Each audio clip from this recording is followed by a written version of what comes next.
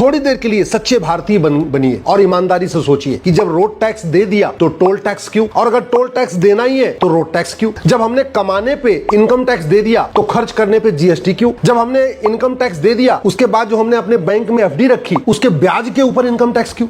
इस घटिया टैक्स मकड़ जाल के कारण सब परेशान, लूट हो रही है, भ्रष्टाचार हो रहा, लेकिन ये सिस्टम नहीं बदला जा रहा है। अगर सरकार चाहे, अगर समाज चाहे, अगर सब लोग मिलकर आवाज उठाए तो भारत में सारे टैक्स खत्म करके वन नेशन वन टैक्स लागू हो सकता है। जरूरत ही नहीं, ना इनकम टैक्स की जरूरत है, ना टोल टैक्स की जरूरत है, ना रोड टैक्स की जरूरत है, ना वैट की जरूरत है, ना टीडीएस की जरूरत, ना इनकम टैक्स डिपार्टमेंट की जरूरत है क्योंकि नॉन प्रोडक्टिव डिपार्टमेंट है, ना जीएसटी डिपार्टमेंट की जरूरत है क्योंकि भी नॉन प्रोडक्टिव डिपार्टमेंट है। इसका जीडीपी में कोई योगदान नहीं, केवल पैसा इकट्ठा करता है। और सरकार को मैं कह रहा हूं, जिसमें वन नेशन वन टैक्स की बात कर रहा हूं, सरकार की इनकम दुगनी हो जाएगी और जनता का टेंशन खत्म हो जाएगा। 100 रुपए से बड़ी नोट बंद हो जाए, 5000 रुपए से महंगे सामान का कैश लेन देन बंद हो जाए और 50,000 रुपए से महंगी प्रॉपर्टी आधार से लिंक कर दी जाए तो भ्रष्टाचार खत्म हो जाएगा, टैक्स चोरी खत्म हो जाएगा और उसके बाद केवल 2% एक्सपेंडिचर टैक्स लगा दिया जाए। इतना ही करना है, बहुत ज्यादा नहीं करना। मतलब जितना ये मकड़ जाल है कानून सारे खत्म, आम जनता भी खुश और सरकार की आय डबल दुगुनी आय। मैं कह रहा हूं सरकार इस सिस्टम को लागू करके पायलट बेसिस पे एक बार देख ले,